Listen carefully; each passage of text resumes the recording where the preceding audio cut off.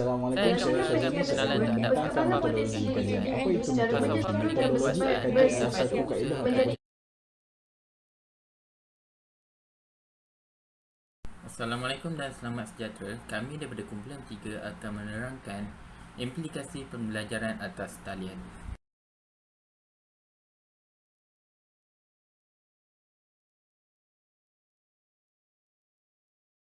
Ahli kumpulan 3 terdiri daripada saya sendiri, iaitu Muhammad Khairin Nabil bin Rozidan, Nurul Balkis binti Cik Gani, Nurin Izzati binti Muhammad Hazam, Syazani bin Syamizi, Muhammad Ikhwan Hakim bin Muhammad Rizal.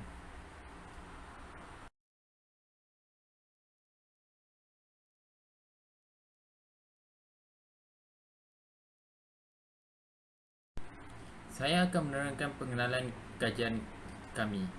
Pada Januari 2020, Pertubuhan Kesihatan Sedunia WHO telah mengisytiharkan situasi pandemik akibat penularan sejenis virus baru, iaitu coronavirus.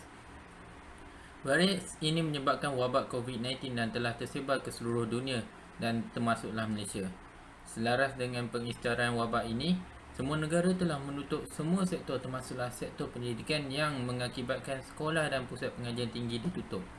Makanya, pada kala COVID-19 melanda, pertemuan bersemuka antara guru dan pelajar digantikan secara atas talian melalui aplikasi persidangan video seperti Zoom, MS Teams, Skype, Google, WhatsApp dan Google Meet untuk menyokong pembelajaran norma baru ini. Memandangkan aplikasi ini dianggap baru oleh sesetengah pelajar, mereka juga perlu diberi latihan yang intensif untuk memastikan pembelajaran mereka berkesan. Hai, Assalamualaikum. Saya Nurul Balkis binti Cik Gani. Saya akan menerangkan tentang latar belakang kajian Pendidikan Tenaga Diperbaharui (TD), krisis tenaga global yang berlaku serta perkembangan pendidikan abad ke-21 memberi kesan besar terhadap sistem pendidikan. Penambahbaikan terhadap PMP berkaitan topik tenaga sedia ada perlu dilakukan agar mempunyai matlamat utama, menyediakan pelajar dengan konsep tenaga dan isu-isu yang berkaitan dengan penggunaan tenaga. Hal ini kerana mereka adalah pengguna tenaga pada masa hadapan. Pembelajaran secara atas talian.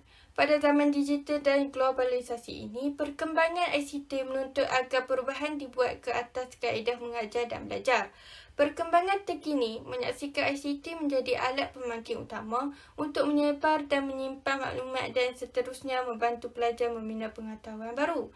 Dasar pembelajaran negara depan menunjukkan Malaysia amat menitik beratkan penggunaan ICT dalam pendidikan.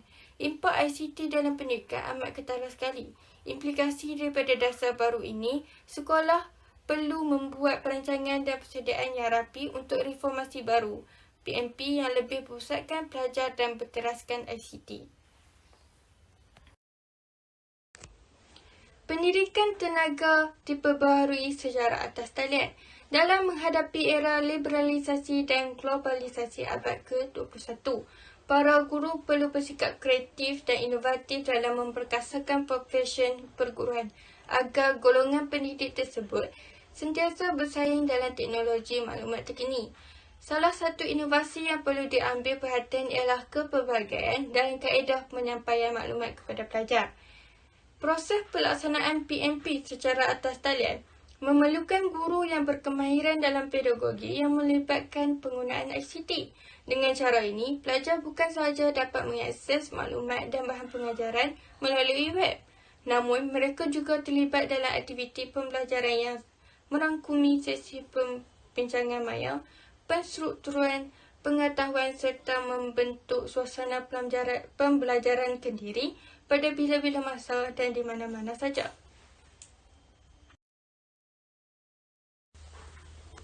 Penyertaan masalah. 3 implikasi utama dilihat menjadi cabaran besar kepada pelajar bagi menjalankan pembelajaran secara atas talian. Yang pertama ialah kebolehcapaian internet dan kestabilan platform pembelajaran. Kekangan wujud bagi pelajar yang tinggal di kawasan yang kurang mendapat liputan internet. Kaedah konvensional seperti menghapus atau menghantar bahan pengajaran kepada pelajar adalah alternatif terakhir jika mereka tidak dapat dihubungi di media sosial. Yang kedua ialah pengurusan emosi. Semenjak PKPB, dilaksanakan pelajar tidak dapat bertemu dengan rakan sebaya, bermain, berbual atau menjalani aktiviti kokurikulum. Ini mengakibatkan emosi pelajar mulai mengalami ketidakstabilan. Yang terakhir ialah pentaksiran secara holistik. Kaedah pentaksiran ini yang merupakan kombinasi daripada subjek teras yang merupakan lapisan pertama dan elektif sebagai lapisan kedua. Kaedah pentaksiran ini mampu mengukur keupayaan pemikiran aras tinggi pelajar.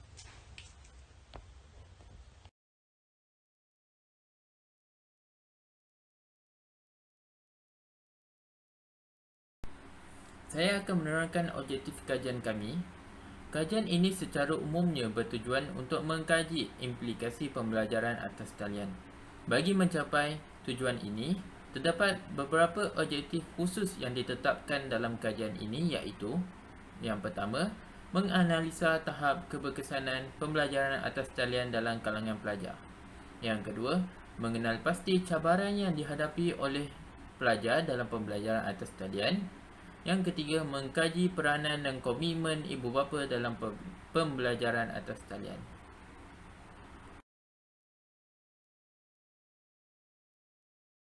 Assalamualaikum warahmatullahi wabarakatuh. Saya Syazadi bin Syamizi dan saya akan membentangkan metodologi kajian.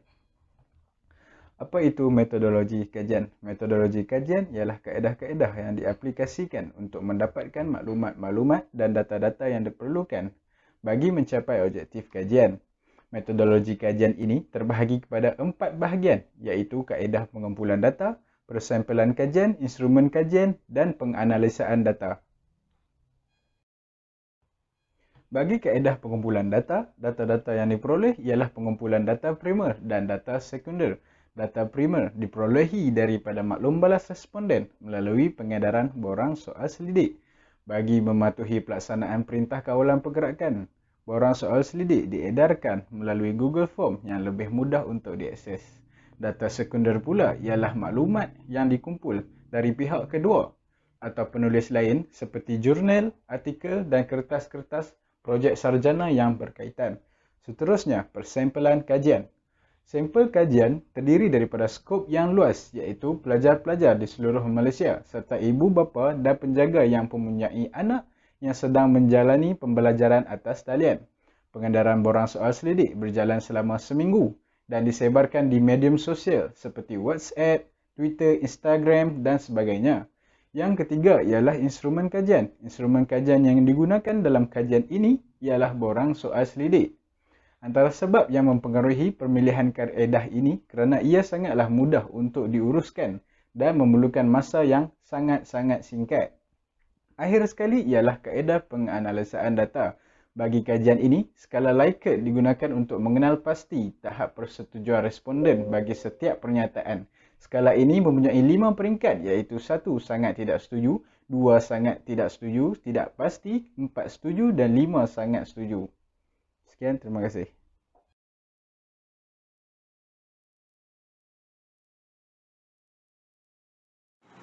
Assalamualaikum dan salam sejahtera. Saya Nuri Izzati dan saya akan menyambung pembentangan tentang dapatan kajian. Kami telah melakukan kaji selidik untuk mendapatkan maklumat tentang implikasi pembelajaran atas talian. Kami telah membuat 2 borang soal selidik di mana borang soal selidik yang pertama tertumpu kepada para pelajar universiti dan borang soal selidik yang kedua pula lebih menumpukan kepada ibu bapa. Oleh itu, kami telah mengumpulkan data di dalam jadual. Jadual yang pertama menunjukkan demografi 53 pelajar yang menjawab soal selidik. Di dalam demografi tersebut, kami ada bertanyakan tentang jantina, umur, taraf akademik, keberadaan pelajar dan peranti yang digunakan untuk kelas atas talian. Okey, sekarang kita beralih pula kepada jadual 2. Jadual 2 menunjukkan maklumat demografi yang diambil daripada 51 responden, iaitu ibu bapa penjaga yang mengisi borang soal selidik tersebut. Kami ada bertanyakan juga kepada ibu bapa tentang status mereka sama ada mereka ibu atau bapa atau penjaga. Selain itu, kami juga bertanyakan tentang pekerjaan dan bilangan anak yang belajar di universiti. Majoriti responden menjawab seorang sahaja anak mereka yang belajar di universiti.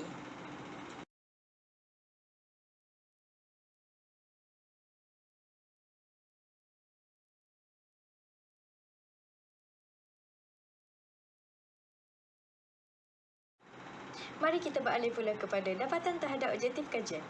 Jadual 3 menunjukkan data yang dikumpul daripada objektif yang pertama, iaitu menganalisa tahap keberkesanan pembelajaran atas talian dalam kalangan pelajar.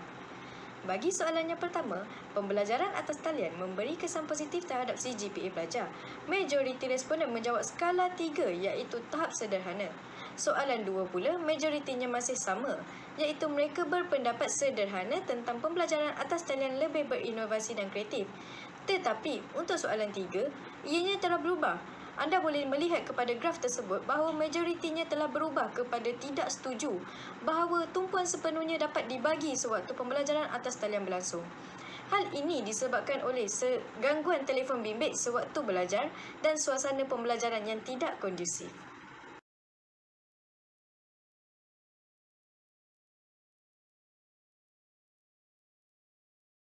Sekarang kita beralih pula kepada objektif yang kedua. Objektif yang kedua pula adalah untuk mengenal pasti cabaran yang dihadapi dalam pembelajaran atas talian terhadap pelajar. Bagi cabaran yang pertama, iaitu capaian internet pelajar adalah stabil. Majoriti pelajar bersetuju dengan penyataan ini. Cabaran yang kedua pula, peranti yang digunakan adalah sesuai untuk pembelajaran atas talian. Seperti yang boleh dilihat di dalam jadual dan juga di graf, majoriti pelajar juga masih bersetuju dengan penyataan tersebut. Tetapi lain pula bagi cabaran yang ketiga dan keempat. Bagi cabaran yang ketiga, pelajar berpendapat sederhana bahawa pelajar mempunyai ruang yang kondusif terhadap fokus terhadap pembelajaran. Hal ini kerana tidak semua pelajar mendapat bilik tidur dan ruang belajar sendiri. Mereka juga perlu berkongsi bersama adik-beradik yang lain. Cabaran yang terakhir ialah masa. Pelajar diberi masa yang mencukupi untuk fokus terhadap pembelajaran. Seperti yang dinyatakan di jadual dan juga di graf, majoriti pelajar berpendapat sederhana bagi penyataan ini.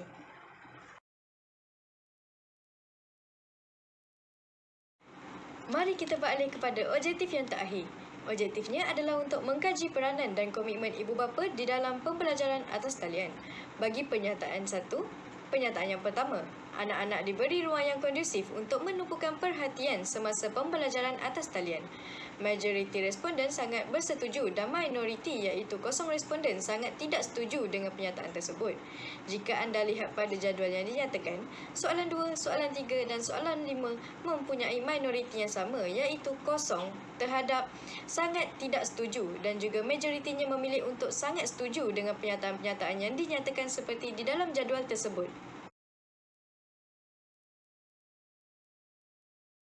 Jika anda memerhatikan graf tersebut, lain pula dengan soalan yang keempat, iaitu ibu bapa sentiasa memantau anak-anak sewaktu pembelajaran atas talian. Minoriti responden, iaitu 2 responden sangat tidak setuju dan majoriti responden sekadar bersetuju sahaja dengan pernyataan tersebut. Hal ini kerana ibu bapa yang sentiasa sibuk bekerja dan juga menjaga adik-beradik yang lain yang masih kecil. Perkara ini seharusnya dilakukan kerana terdapat sesetengah anak yang lalai ketika menyertai pembelajaran atas talian. Contohnya, bermain telefon bimbit, bermain permainan video dan sebagainya. Oleh itu, ibu bapa hendaklah memantau anak-anak agar mereka sentiasa fokus terhadap pembelajaran atas talian. Itu sahaja daripada saya dan akan diteruskan oleh pembentang seterusnya.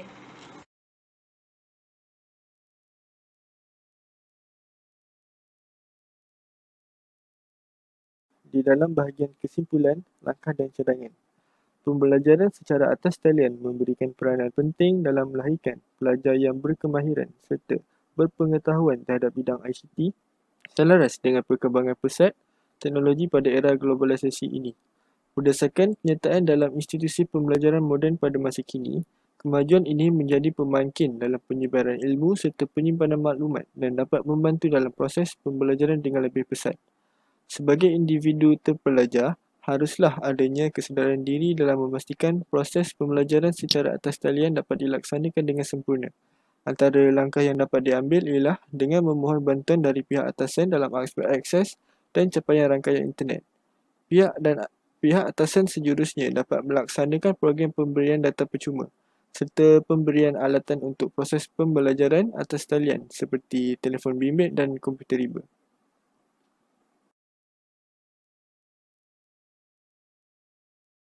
Jadual pembelajaran seharusnya diteliti dan ditetapkan secara menyeluruh agar masa dapat dipatuhi dan digunakan dengan berkesan.